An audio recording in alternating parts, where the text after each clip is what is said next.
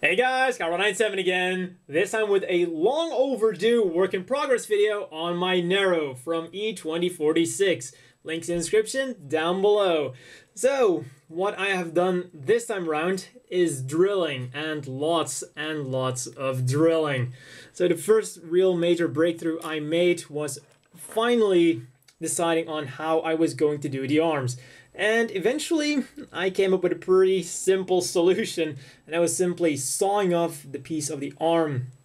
And I was, of course, molded together with this, drilled a hole in there, shoved a runner up there, and then, simply put the arm on there, which was the perfect size for the runner. So that is how I got around my arms. So now the arms are pretty much completely done. All I have to do is glue the shoulder armor on there and think that, am I going to have the shoulders like this? Because if you look at it, you kind of have two versions of the Nero. You have the older line art, which shows the Nero with pretty bulky shoulders and like very wide, kind of like the way they are here. So this is kind of how the old line art would want you to have them. I do think I'm just going to go with a more old school approach on this thing. Then another piece of sawing I did is with the waist armor. And this is pretty much where I made my biggest breakthrough, because the waist armor I did spend quite a bit of time figuring out how I was going to do this. And the funny thing is, I figured it out when I was working on my Hazel marathon, and I was looking at the waist section of the Hazel. Now, I had a different waist section that I was going to use. I kind of forgot where from which mobile suit I borrowed it, but it turned out that the one from the Hazel, it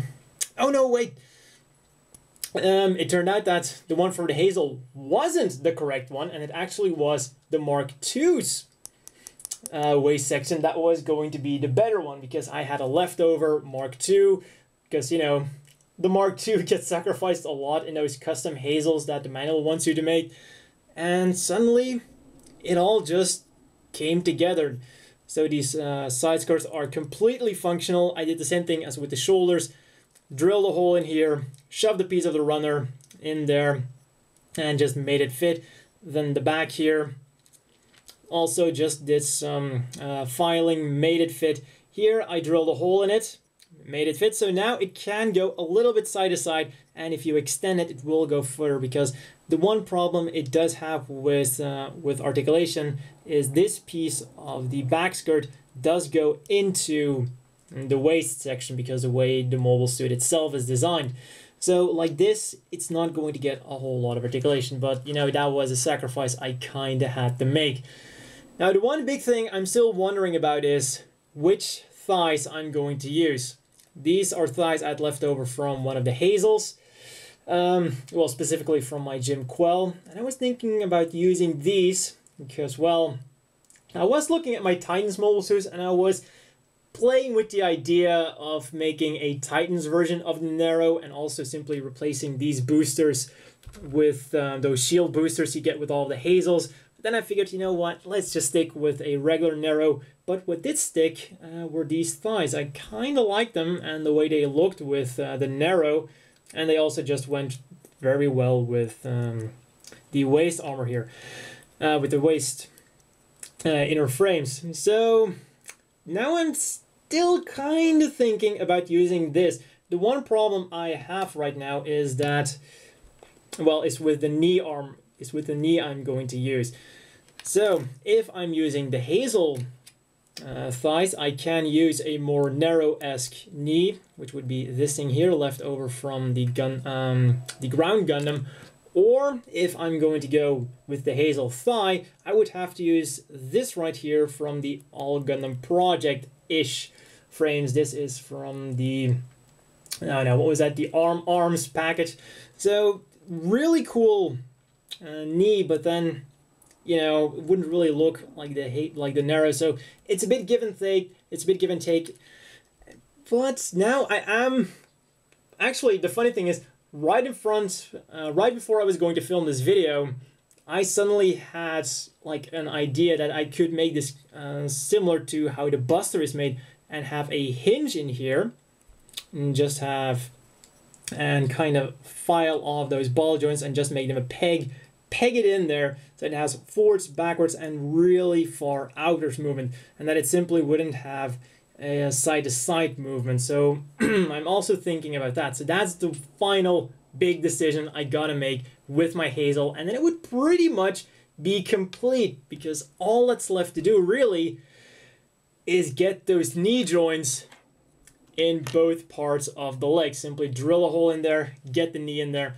And then here for the bottom, I'm going to be using this little ball joint I found hanging around my poly caps, or my spare poly caps. The only thing, the only issue I have here is that I didn't have a drill bit small enough for this really tiny hole. So I'm going to order one of these days, and then that can be done as well. I'm also going to be using one of these for the head, so that's also completely taken care of. So really, all that's left to do now, glue together the backpack, glue it on there, glue the sides of the legs there, and then I can finally start painting this thing. Oh, and one final thing I really want to mention here is I had the weirdest problem with the torso, and that's also partly why I just put it away for a while, because I just couldn't figure out what was going on with the torso. Like, the really weird part is when I put all three pieces together, it wouldn't go together. But if I only took the top part and the middle part, perfect fit. No problem whatsoever. A perfect flush fit. Then if I took the middle part and the lower part, once again, perfect flush fit. No issues whatsoever.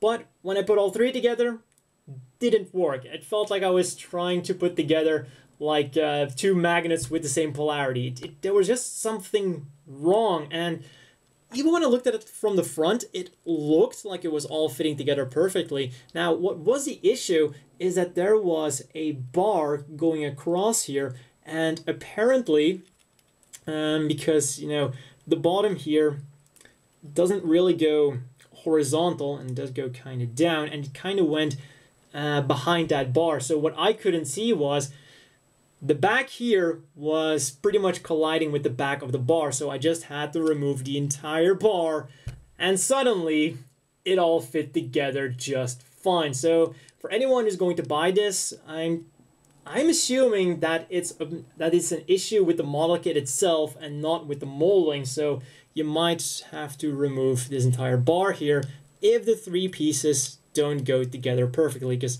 after this was done, absolutely fine. Now you might be thinking, oh, you're having like the weird gap over there, but that is actually where, there we go, where the front skirt is going to go on. Oh, and the front skirt is also going to be a very simple solution. Simply drill a hole through there, put a brass rod through there, and then attach the front skirt. A very simple solution.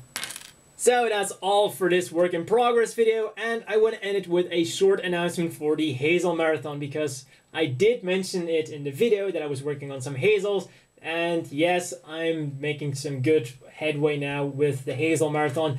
I started working on some of those machines that are only mentioned in the manuals and you can't actually buy. Also, pretty much because, well, there isn't a whole lot coming out this month or next month that I really must have, so I have some time to spend on those kinds of side projects, including the resin kits I got. And for, well, the resin kits I'm going to be using in the Hazel Marathon, the first one I'll be building is going to be the Icarus unit. A really nice, bulky machine, and I just really love the look of it. So that'll probably be started sometime next week, so stay tuned for that, and see you guys next time.